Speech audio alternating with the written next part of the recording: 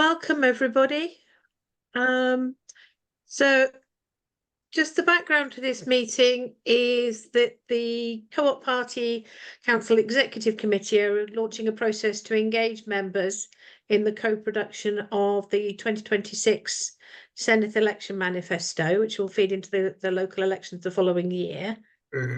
So the intention is to have a series of branch events open to all members, which hopefully we'll draw upon the experience of the Senedd Party co-op group, as well as inviting individual contributions.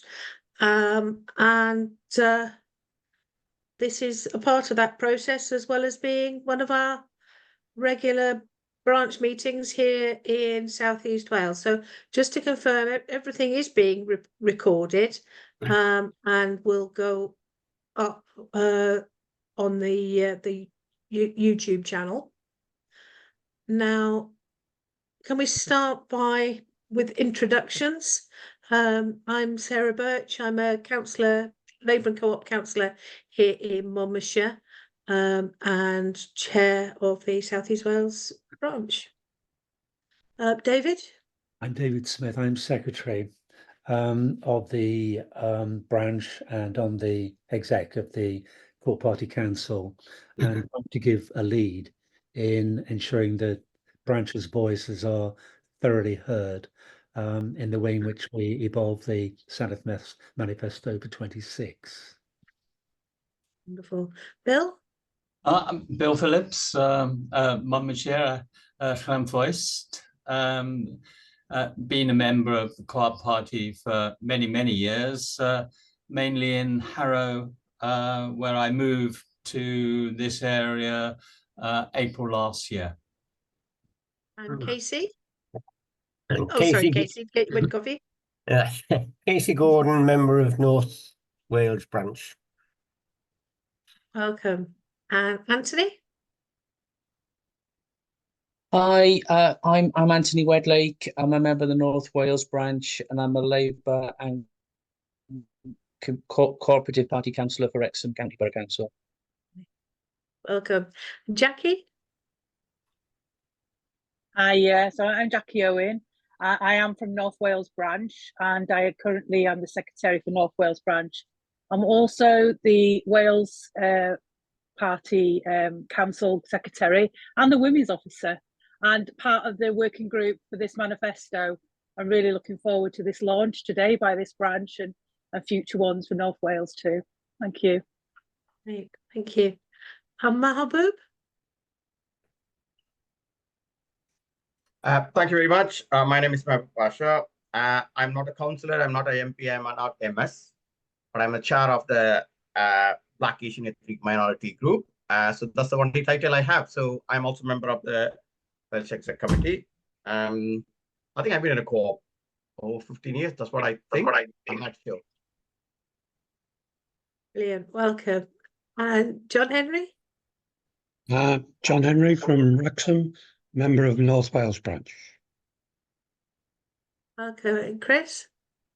Hello. I'm Chris Hall from North Wales branch, based in Wrexham, and I've been a member of the Co-op Party and group for 30 odd years, and I'm chair of Co-ops and Mutuals Wales, along with David, who's our secretary.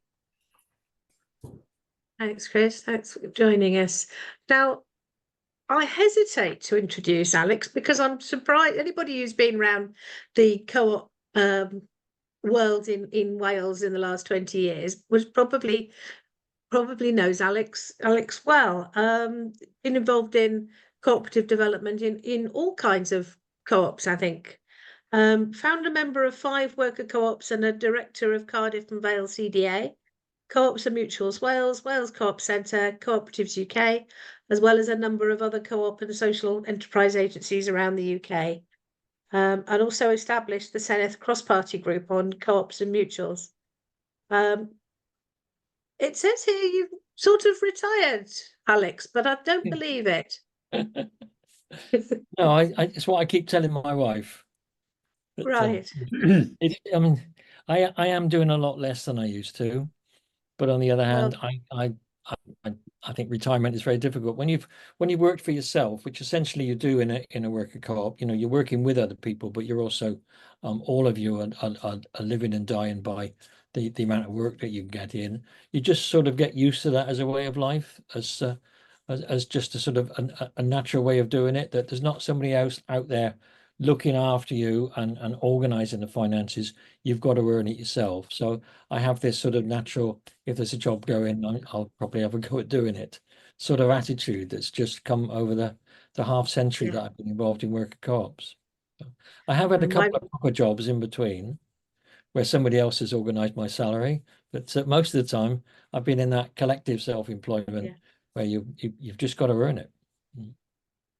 Wonderful. Well, can I hand over to you, Alex, to kick things off for us? Fine. Well, I've done bits of research over a number of years and written stuff. You'll find, if you want to have a look at alex-bird.com, you'll see I've got a whole list of publications that I've put up there. Trying to work out how things work and you know, how we can develop them has always been part of my makeup. I started life as an engineer, and as an engineer, you know, we take things apart, we try and work out how they work, we put them back together again. And I have that same attitude when thinking about co-op development. And I've also been involved in more mainstream economic development, working for local authority as well. So when I come to this problem, I started thinking about how have we done it before?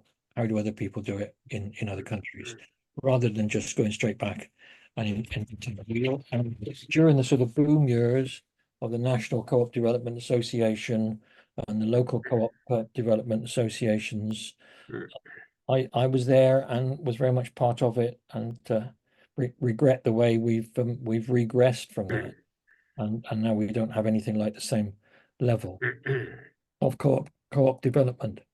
So I started off in this little presentation of thinking about where are we now. So the UK co-op turnover is £40.9 billion, 1.6% of GDP, and employs 249,142 employees. I love these accurate statistics, but of course they're not very accurate.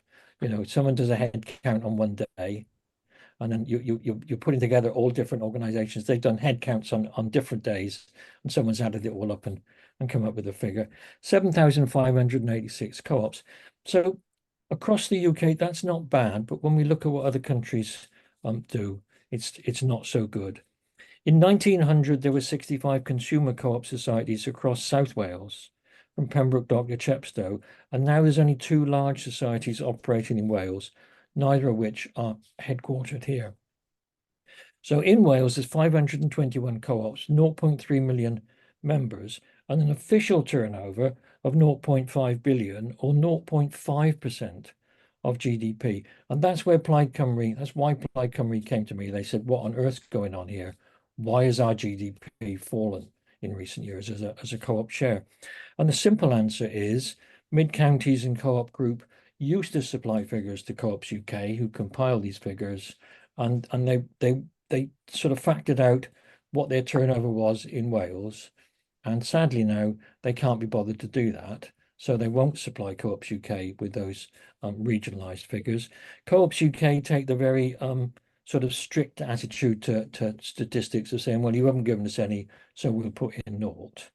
Personally, I would put in an estimate, and in my report that I've got up on my website that I did for Plaid Cymru for the Senedd, I've estimated it to be 1.6. I think we are at least equal to England, possibly a little bit ahead.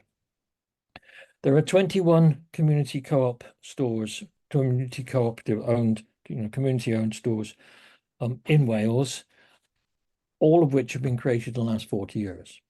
So those are very much the result of local CDAs and the Wales Co-op Centre. So although they're quite small, each of them, it does show some diversity.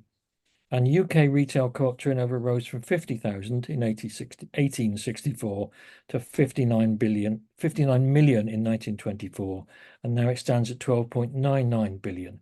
So the consumer societies, if you lump them all together, which people in the street tend to do, they remain the 6th largest and proportionately the most fast-growing sector of the supermarket chains, and they're the third largest worldwide of their type. That's Co-op Group alone is the third largest of its type worldwide. So our consumer co-op movement is, although it's nothing like as good as it was, is still quite healthy. So my gut feeling straight away is that's probably not the best place to start to try and grow the co-op movement. It's doing fairly well. It's got huge established resources. It doesn't use them very well, sadly. But on the other hand, it has got the strength. And if anything needs doing there, it just needs a bit of a culture change within those organizations and some changes to their governance. It doesn't need massive outside input. It's something they've got to do internally themselves. And we as members of those organizations have to do our lobbying. So some of the other stuff as to where we've been. Now, South Wales and Monmouthshire Trading Estates Limited, probably not very familiar with that, a not-for-profit company, one of the largest social enterprises in the UK at the time, created the world's first trading estate at Treforest in 1936. We always tend to associate Treforest Trading Estate, those of you who know it was the world's first, where it's a custom designed trading estate, you tend to associate it with the WDA and think somehow they were something to do with it. No, they took it over. And it was set up from those basic of economic development terms, and it had what we would think of as sort of, the high-speed internet of the time, the important things for economic development at the time. Piece of flat land next to a river, which provided both process and cooling water. Good transport links, because there's a train line that runs along the side of it. And the miracle of miracles that they had at the time was electricity, because right in the northwest corner is Upperbrook Power Station, where I had the pleasure of working. It was a lovely job, pretty tough at times, but it was a nice job working there. And I was there on the day we closed it, sadly. But that also provided, from the power station, it provided steam.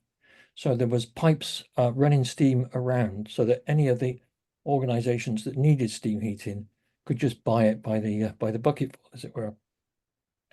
So much later on, moving on, the Industrial Common Ownership Act came in 1976, and local CDAs and activists, particularly in labour control councils, started to establish local co-op development associations. And I was recruited right at the beginning into Cardiff and Vale CDA. I made the mistake when I went to my first meeting. I was quite new to the worker co-op movement, having set up a printing co-op with 3 other people. I went along to the meeting and I made the mistake of not ducking when they went for officers. So I went to the meeting not a member, and I came away as vice chair. So anyway, I've been involved in that for I was 30 years when I finally stood down and said, I can't be chair of this organization anymore. This is not good governance for me to be there. So the other thing, of course, is 1981. The Wales TUC sent a research study to Mondragon in the Basque Country. Mondragon, for those who don't know, is a worker co-op, and they have very much the idea that consumer co-ops are not actually co-ops as far as they're concerned. Different countries, and it's quite interesting, have different definitions. We always think of Barcelona and Real Madrid as being community-owned, cooperatively owned football teams, and they say no, they're not. No, it's just an association. They said if it was a co-op, the football team would be owned by the players and the ground staff. Anyway, they went there, set up in times when public policy initiatives for economic development weren't really part of the mainstream. That was something that the market did. So we were quite go ahead in Wales through the old Wales office, of course. And they picked up as a policy initiative, and they got a small amount of government money, but most of the money came in from local authorities. They had to go around and sell the idea of co-op development. And they set off with to local authorities. They set off with a target of 1,000 jobs, which they achieved within quite a small number of years. Through that period, the number of worker co-ops in particular kept on rising until the beginning of the 1990s. So I'm just going to share the screen with you now, and quickly show you here a couple of little bits. So going back in time, 1925, right the way through to 1970, the number of worker co-ops and the number of employees was in a steady state of decline, which accelerated after 55 to 1970. Now, we call these worker co-ops at the time they were known as producer co-ops, and virtually all of these, if not all of these, were set up by the retail co-op movement, who put in the funds, who established the organizations, and then transferred them to the democratic control to the workforce. So these were in many ways what we talk about as top-down initiatives, but top-down initiatives that actually worked very, very well. But of course, the way the retail consumer co-op movement changed, it placed more emphasis on getting in stores and less emphasis on where its supply chain came from. And that's one of the reasons why they declined. 1976, we had the Industrial Common Ownership Act and a £250,000 at that, which will be worth 3 or 4 millions now, but it was put into the loan fund. The first Co-op Development Association was established in Scotland in 1977. 1978, the National Co-op Development Agency was formed with a budget of 3,500. That would be 1.7 million in today's money. And then we had a rapid growth between 79 and 83 in the number of co-op development associations. And then, of course, we had a decline. 1982, the Wales Co-op Development Centre was launched. 1984, there were over 100 CDAs. 1990, Margaret Thatcher closed the National Co-op Development Association, allegedly as soon as she discovered it existed. It had managed to get by without her noticing. And then from 1990 to 2018, we had the slow decline in CDB numbers, and there's virtually none left now.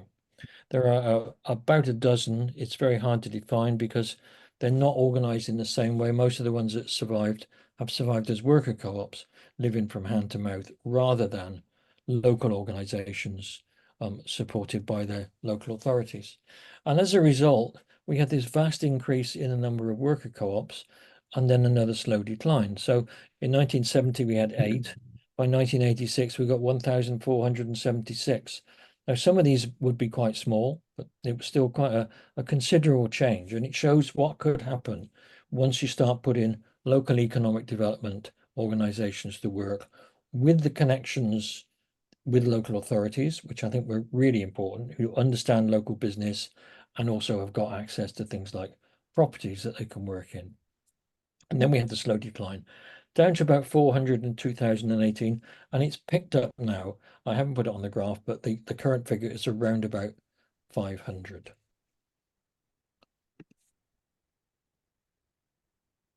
So the National CDA existed for 12 years and only ever spent £3 million, and none of it ever went to a co-op. It was all spent on research. One of the positive things that it did manage to do, though, is, of course, working with the Open University, another great institution that was set up under the Harold Wilson's Labour government, was they set up the cooperative research unit at the Open University, and that's still there. It's on a much smaller budget. It's a much smaller operation than it was, but it's still going. Now, look around the world. How do they do it anywhere else? There are 3 million co-ops around the world, 1 billion members, 280 million people employed, and that's 10% of the world's employed population. So 10% of the workforce throughout the world are in co-ops. European Union's got 131,000 co-op enterprises, 4.5 million employees, 127,000 members, and a turnover of 993 billion. That's 5.5% of GDP. That's about 4 times more than what we get in here in the UK. France has got 22,500 co-ops, 1.25 million employees. That's 5% of the workforce. Turnover of 329 billion, and that's almost 10% of GDP. Italy's got 57,000 co-ops, 1.2 million employees, 150 billion in turnover, 7.7% of GDP. So you can see they're all well ahead of us. So I think one of the things that we need to do is not just double the size of the co-op movement in the UK, but we should head for the European average, 5.5%. That's my view. And if we do that, well, we might get the doubling. You know, my experience of life is you've always got to aim a bit higher than where you end up. India is quite an interesting one. 854,000 co-ops, 290 million members, 13.3% of the population are employed by co-ops, and they've got 5.4% of GDP. And I think that the lower percentage of GDP there, even though it's 13% of the population, indicates that you know, the nature of India with its huge number of very lowly paid jobs. Emilia Romagna, that particular part of Italy, where all the Parmesan cheese comes from, and also Bologna, which has a lot of certainly the motorcycle construction, but also some car construction. It's the most prosperous region in Italy, and it's the greatest density of co-op businesses, we think, anywhere in the world, and they account for 30% of the region's GDP. So although it would be difficult for us to achieve, that shows the amount that we could actually get if we really got ourselves organized, as well as the Italians. And we can sometimes, when we're in the wrong mood, we can look down on the Italians and think of them as not being very organized and not particularly industrious. And yet there's streets and streets ahead of us in the co-op movement. So we do need to look carefully at what they're doing. Region, 5 million people, 4,000 co-op businesses, 250,000 employees, 3 million co-op members. Also, the Basque Country, Mondragon, and I've been to Mondragon, and I would recommend it as a trip to anybody, even if you don't go on the official tour, just to go to Mondragon town and look at the size of the co-ops. It is absolutely staggering. And when you think about how Mondragon started in 1956 originally, when the local priest decided that as the Basques had fought so strongly against fascism and against Franco, he reached the conclusion, it was the poorest part of Spain, he reached the conclusion that he was never going to get any government help, that the only way up for the Basques was self-help, which is what the co-op movement is all about. So we got half a dozen people to chip in a bit of money and set up the first co-op. And also he set up a training college. And then in 1959, and this I think is one of the keys, they established a bank, working on the very simple basis that everyone's got money. Some people have got an awful lot more than others, but everyone's got something. And this is one of the reasons why we're trying to develop Bank Cambria, is everyone's got some money. Wales has got money, even the poor people in Wales have got money. And where is it? And if they put it in Barclays, it's in Saudi Arabia.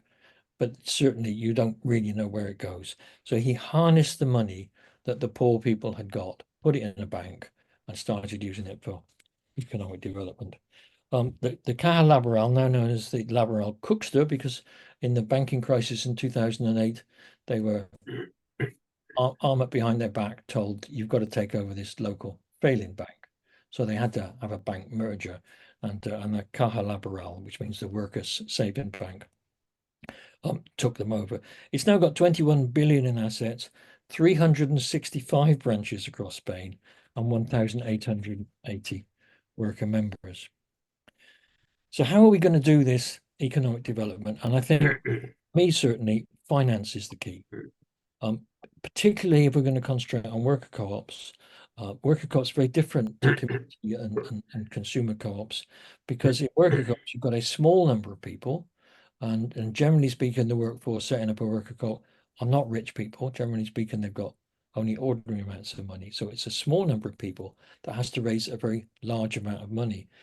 And they reckon it is now up as much as £60,000 per employee. This is Mondragon's calculation.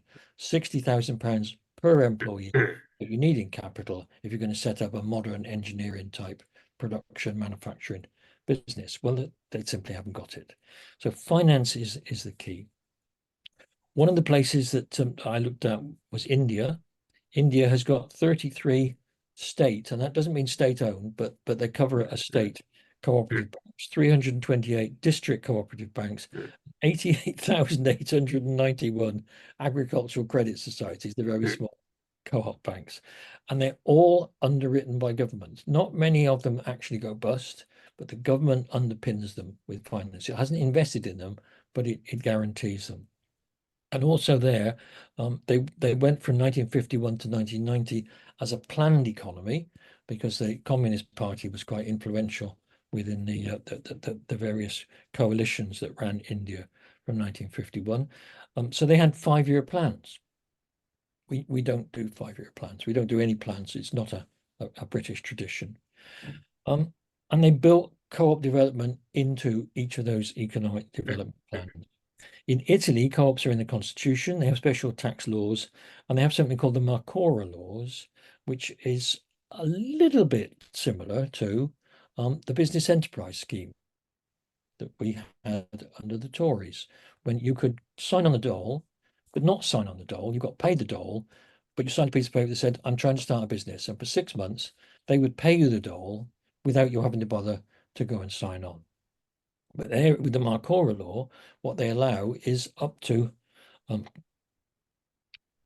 just trying to remember, it's 2 years, I think, of benefits, and they'll give you that as a cash lump sum. You have to sign a piece of paper that says I'm not entitled to benefits the next 2 years, and they give you the whole lot as a cash sum, provided that you then inject it into a worker co-op. So there, people are able to raise enough money and take over existing businesses. Tower Colliery worked in a similar way, but that was sort of luck in the sense that when they closed Tower Colliery, when the NCB closed Tower Colliery, most of the employees had been there a long time, and they got paid an average of £28,000 in redundancy money. So they had enough money to chip in together and actually buy the to buy the pit. And they were very good at negotiating as well, mind. So they got a very, very good price on the pit. I did a presentation, that's why I researched it, and they took out a small loan, about £120,000, I think, between them to set it up, which was a 10-year loan plan. They paid that back in the first year.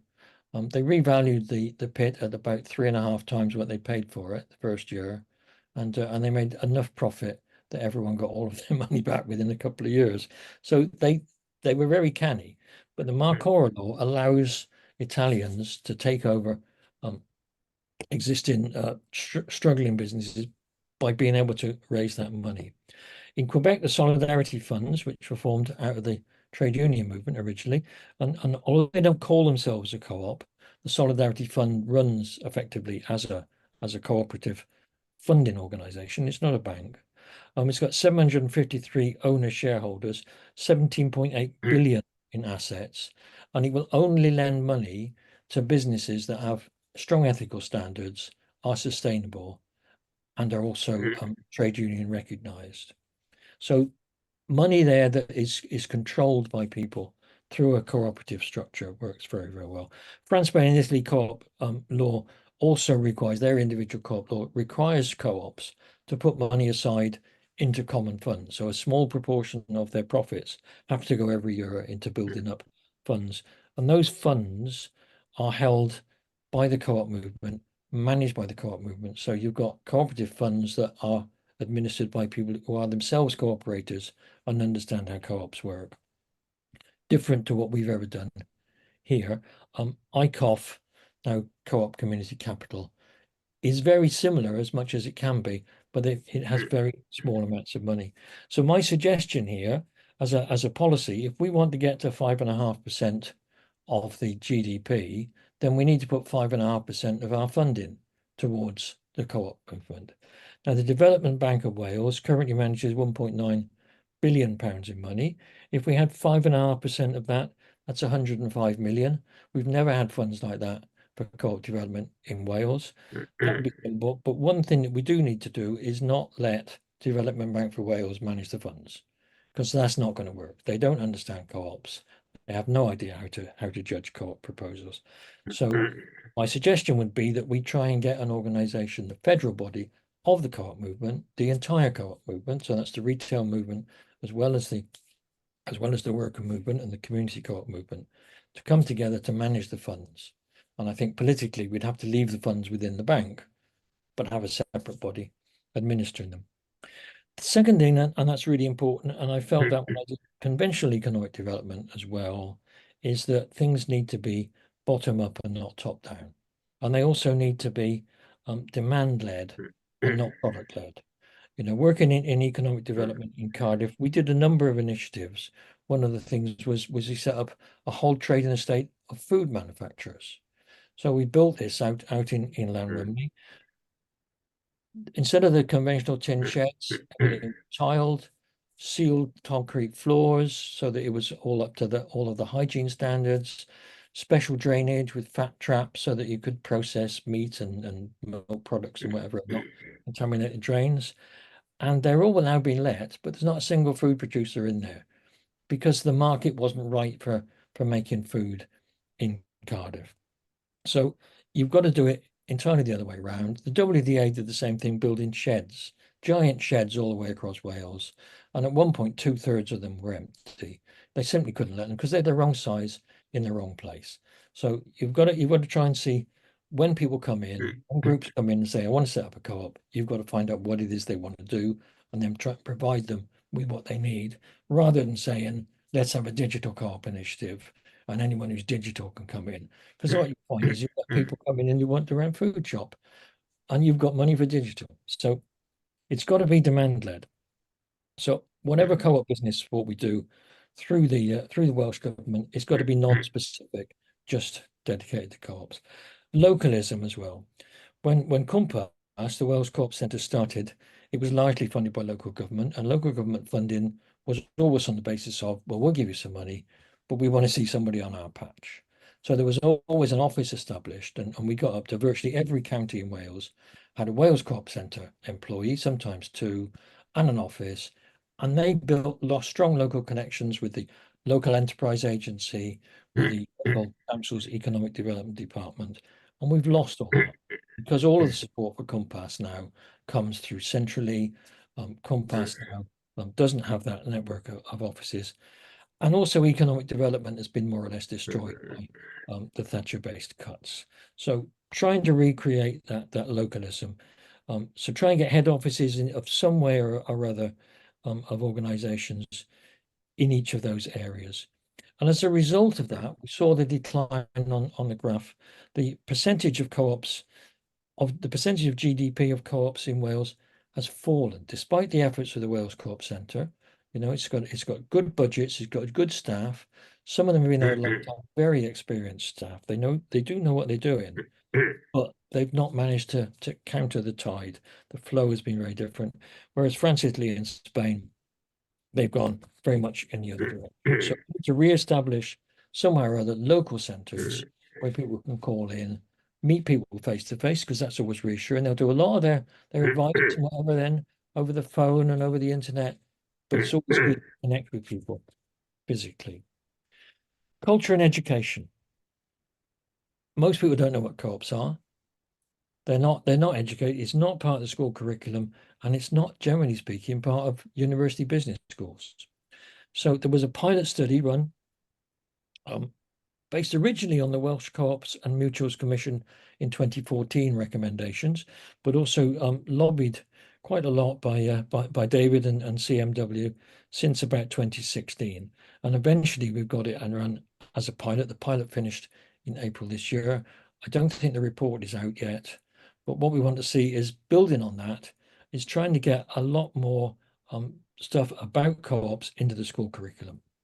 Now, this is a problem also across the whole of the UK. In business schools, there are only 2 business schools in the entire UK that run a co-op module within their business degrees and higher degrees, and that's Exeter and Essex. So my suggestion here is a bursary scheme, working with a Welsh university, get them in the room, get them competing with each other, set up a bursary for people to go on a cooperative business degree. Establish co-determination, and this, I think, is an important part of setting the culture. Now, co-determination is very strong in Germany, and to a lesser degree in 16 other European countries, including Austria, Denmark, Finland, Norway, and Sweden. And co-determination is where the workforce is legally entitled to a place on the board. It always works in larger companies. You can't really expect to do that in a family business. But in larger companies, there's an automatic entitlement to that. And all of the research indicates that those companies that have workers on the board are more resilient and make less stupid decisions. Their growth better, and particularly during COVID, they survived much better than those that didn't have them. So again, my proposal is, we don't have the legal power in Wales to do this. We do, of course, at the UK level, but in Wales we could try and set this up as an initiative, and we've done some brilliant initiatives in the past for which we don't shout loudly enough. But we've been up there with some really, really good policies over many, many, many years, is to use our soft power to try and get companies to put workers on the board. We give lots of loans to the Welsh Development, the Development Bank for Wales. We give lots of grants from Welsh Government. All we've got to do is stick a condition on the grant that says we want to see a worker on the board. It would be better for those grants and loans because they would be more secure, but it will also start the culture into people, get people's into people's minds that the workforce do have the skills to run a company, and we would build a cohort of skilled trade unionists. They would be mostly who've got those sort of business knowledge. And the last thing is agriculture. Agriculture is really important in Wales still. At devolution, before devolution, we had agricultural organisations, development organisations in Northern Ireland, Scotland, England, and Wales. Wales was ours, SEOS in Scotland. At devolution, the money was passed for those budgets as part of the devolution settlement, but it wasn't hypothecated. Now, in Scotland, that made no difference. The Scottish government said, yes, great, we need to support agriculture, and they continued to fund SEOS. In Wales, Wales just got completely forgotten. So no money was given to them. Their funding was cut off. They still struggle along, but they exist only as a consultancy doing inspections, essentially. They're not doing any co-op development work. So we've had no co-op development work specifically for agriculture since devolution. Agricultural co-ops in Scotland have a turnover of 1.5 billion. That's around 80% of the cooperative share of GDP. And gave considerable bargaining power to Scottish farmers, which Welsh farmers lack. So my proposal is to get Welsh Government to go and talk to the National Farmers Union in Wales and the Farmers Union in Wales about agricultural co-op development. It would give them enormous strength. And I suspect most farmers would be really quite keen on doing that. So there's a fundamental weakness to a really important industry that we could overcome. And if you look at the strength of agricultural co-ops around the world, they can be absolutely enormous. So that's me. That's a quick half an hour, I hope.